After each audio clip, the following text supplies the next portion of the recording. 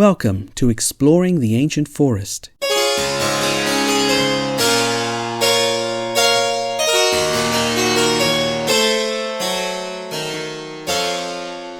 More than 20 years ago, Australian death doom metal band Paramaecium released their sophomore album Within the Ancient Forest.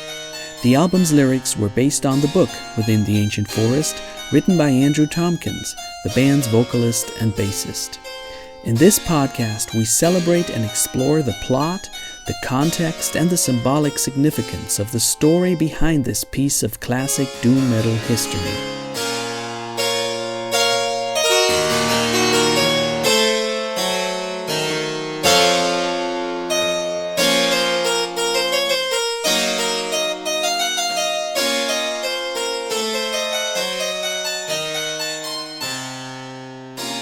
Well, hi! Welcome to episode 1, the first real episode of this podcast. This is to be the first in a series of 5 episodes in which I read out my analysis of the lyrics to Paramaecium's Within the Ancient Forest in light of the book. I make connections between the lyrics and the book itself. Now, I'll assume that you, dear listeners, definitely know Paramaecium's album, and you may or may not know the book itself. It doesn't really matter that much. If you know the lyrics, then you know the basic plot line. And so, here's the wonderful news. Spoilers aren't possible. Of course Denial finds the Garen sword, and of course he finds the fire tree. If you haven't read the book yet, or if you need a good excuse to start reading it, or to read it again, you can use this podcast as a running commentary. The episode titles will always indicate which chapters of the book are being covered in the analysis, so that you always have the chance to read along or hit pause until you've finished the next batch of chapters if that's what you want to do. It's entirely up to you. Just as a little reminder, the following text was written by myself back in 2012, and it's just a short analysis in which I try to show how the album lyrics line up with the plot of the book. The first part, however, is not really about the album lyrics because it is titled Introduction and Book Chapters Not Covered in the Lyrics. And we will now cover chapters 1 to 4 of the book.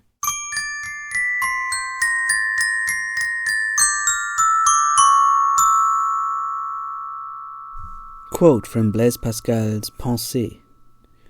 We are generally the better persuaded by the reasons we discover ourselves than by those given to us by others. End of quote. And another quote, this time from Richard Rohr's Falling Upward, Chapter 7.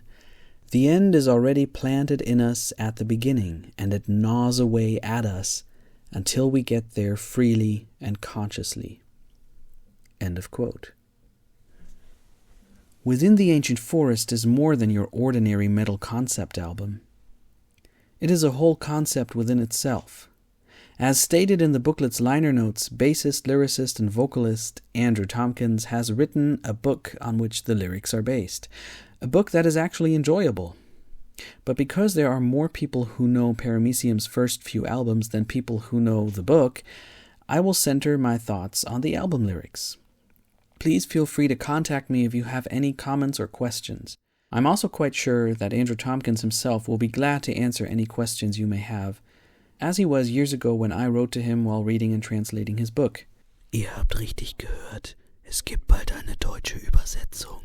Although Within the Ancient Forest is a rather thin novelette with a linear plot, it contains some solid fantasy mythology. I do encourage any readers to get a copy of the novelette if possible, and that will soon be easier than ever. But before I get into the CD lyrics, allow me to shovel in a few remarks about the concept itself, as well as a quick overview of what happens in the book prior to where the storyline of the album begins. Within the Ancient Forest is an allegorical tale. This means that, as with probably every allegory in the world, the names of characters, objects, and places are telling names. A lot of the elements in the tale are actually symbols of something either known from common experience or coming from the author's own faith and views at the time. In writing a philosophical and at times religious allegory, Tompkins aligns himself with a long tradition, of which Dante Alighieri, John Bunyan, Charles Kingsley, or C.S. Lewis were part. If you want to know more about this rich and exciting strand of literature, I can recommend the book Christian Mythmakers by Roland Hine. That's Rollandhein. But please be aware that calling something an allegory doesn't automatically imply that everything within the story really stands for something else. You will find certain elements in every allegory that are part of the fictional world without pointing to any concrete entity in the moral or spiritual realm. This is not necessarily a weakness. It happens because a really good allegory is also a really good story. I think that there is a very gradual continuum from almost completely allegorical tales on the one side, like Plato's Allegory of the Cave or Bunyan's Pilgrim's Progress, over tales with some allegorical features, like Lewis's Narnia stories, to tales which hardly anyone would call allegorical, but which nevertheless seem to have an overarching meaning or moral. Take Charles Dickens's A Christmas Carol, or some of the parables of Jesus for that matter. Here is a short list of some of the telling character names that occur in the story. The protagonist whose journey we follow is called Denial. That's D-E-N-Y-L. For most of the story, this is his name. This is pretty obviously what it means, denial. Denial is a man who professes to be searching for the truth while unwittingly denying the most important truth until the very end of the story. This is why he is renamed at the end of the story, to show that his characteristics have changed. The mysterious lady who accompanies Denial for a long time is called Destiny. This name is a bit harder to interpret. It dawned on me only slowly the first time I read the book that she is meant to represent the Holy Spirit, among other things. There is a passage towards the end of the book that indirectly makes this clear, at least to anyone familiar with the precepts of Christianity. So why is her name Destiny?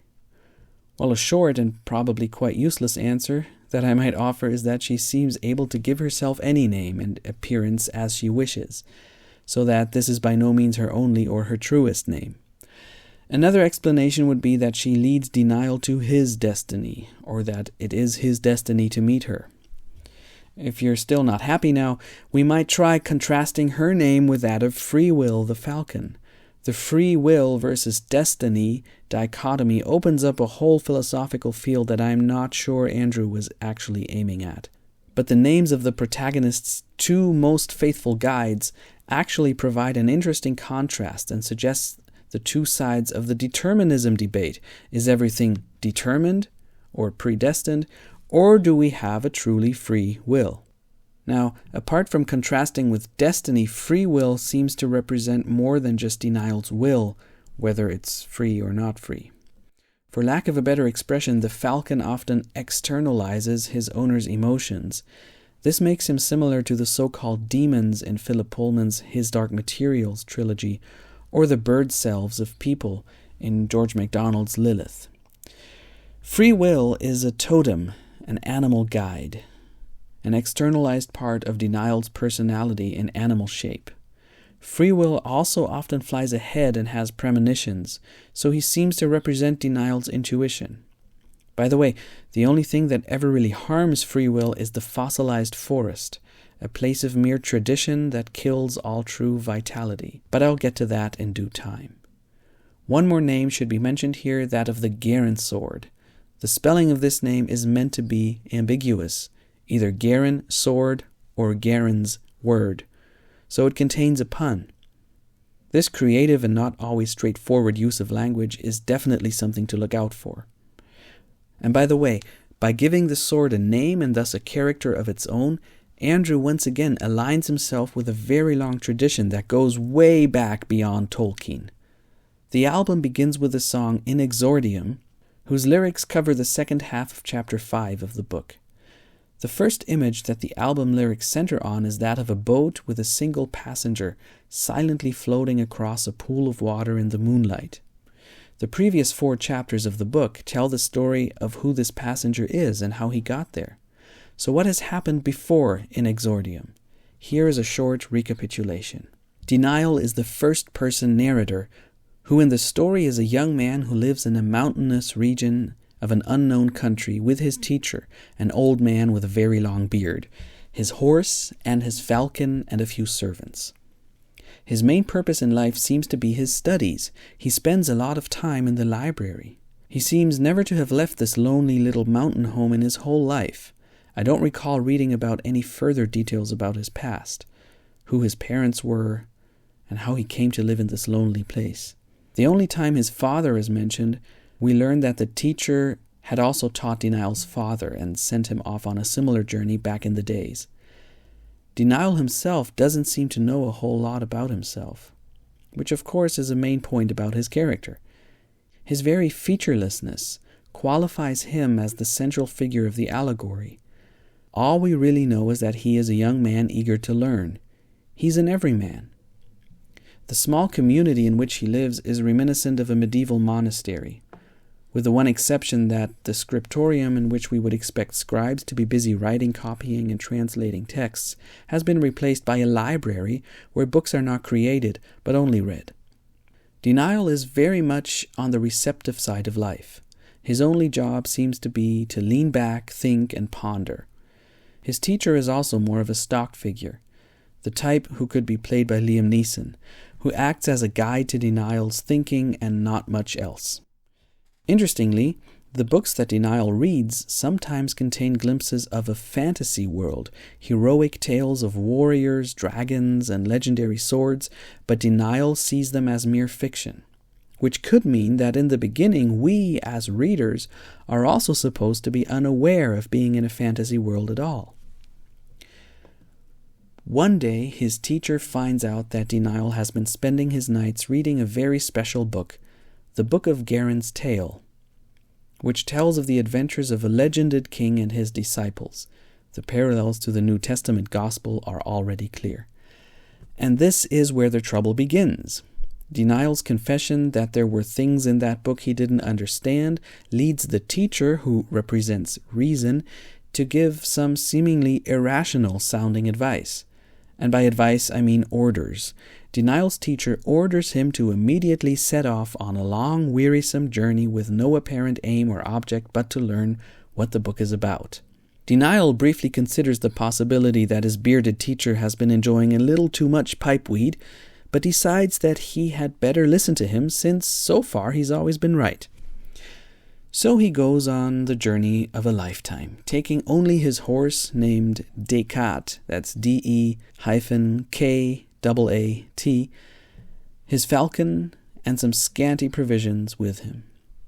Descartes gets his name from René Descartes and thus represents the clinically rationalist philosophy of the Enlightenment. So his teacher, who represents reason itself, sends him on a journey which is to be powered by rationalism.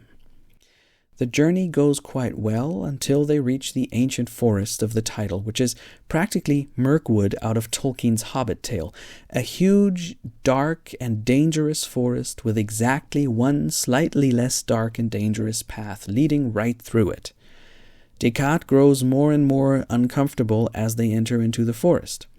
There is a very powerful scene in which Denial has a dream of being threatened by his horse in human form. By the time they reach the forest pool of the 5th chapter, the horse not only refuses to carry Denial, but goes raving mad and races off. Now some interpretation. I take this to mean that the rationalist mindset with which Denial had set out at the break of day will no longer be sufficient for him when surrounded by the doubt, despair, and uncertainty represented by the archaic forest. What rationalism actually did a few hundred years ago was a kind of reduction. This was the first time ever that people thought that everything in the world could be explained by reason alone. So rationalism didn't mean the discovery of reason, but that people thought reason was everything they would ever need. And this is what Descartes, or the horse Descartes, represents in this tale. Pure rationalism. His bearded teacher, on the other hand, also represents reason, but infused with a deeper kind of wisdom. He knows enough to know that he doesn't know enough. In other words, reason has sent Denial on his path, but mere rationalism will not get him far on that path. Denial's bearded teacher has sent him away, being rational enough to not be a rationalist. By the way, if you need a little antidote to Descartes, or you want to know more about the Enlightenment as seen by one of the few contemporary philosophers who dared not to blend into his rationalistic surroundings, namely Blaise Pascal, I recommend the book Christianity for Modern Pagans by Peter Kreeft. That's Kreeft.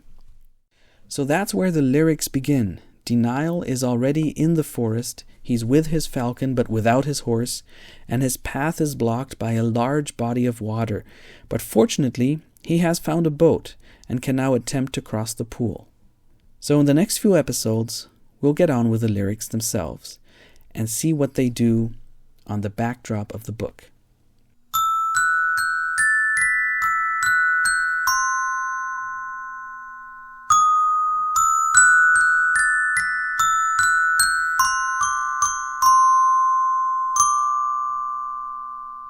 Right, so that was the first part of my analysis. As I said last time, I look forward to hearing from you. You can find this podcast on Facebook if you just look for Ancient Forest Podcast or Exploring the Ancient Forest. On Twitter, the handle is EAF_podcast. You can find us on Instagram, or you can even write an old-fashioned email to ancientforestpodcast@gmail.com.